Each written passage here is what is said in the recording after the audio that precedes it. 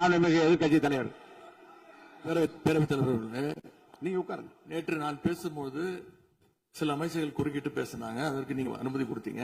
அது மாதிரி இன்னைக்கு முதலமைச்சர் பேசும்போது சில வார்த்தைகள், தவறான வார்த்தைகள் பேசுறாரு. அவர் பார்ட்டி ஃபண்ட் அப்படின்னு சொல்லியிருக்கிறாரு. அவர் அமைச்சர் அந்த பார்ட்டி ஃபண்ட் எந்த பார்ட்டின்னு கூட சொல்ல தைரியம் இருந்தா சொல்லுங்க, நாங்க அதெல்லாம் ஃபேஸ் பண்ண தயாரா இருக்கோம். எதையும் ஆதாரத்தோடு எதையும் பேசுங்க. நீங்க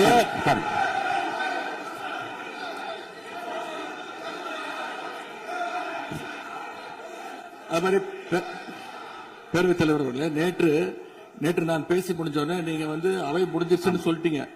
நாங்கெல்லாம் வீட்டுக்கு போயிட்டோம். வீட்டுக்கு போய் டிவி போட்டு பார்த்தா அங்க இன்னொரு அமைச்சர் இன்னும் பதில் சொல்லிட்டே இருந்திருக்கிறாரு. அதற்கெல்லாம் நாங்க இப்ப என்ன பதில் இது, என்ன மரபு இது? நீங்க இப்ப பேசிக்கிட்டே இருப்பீங்களா? நாங்க பாத்துக்கிட்டே இருக்கணுமா? அதே மாதிரி இன்னைக்கு முதலமைச்சர் அவர்கள் பேசும்போது நாங்களும் அமைதியா கேட்டுட்டு தான் இருந்தோம். ஆனா சில கருத்துக்கள் அவர் பேசும்போது அதை நாங்க அனுமதிக்க முடியாது.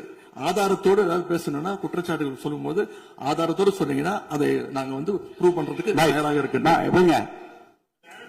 மாண்புமிகு உறுப்பினர் அவர்கள் இருங்க.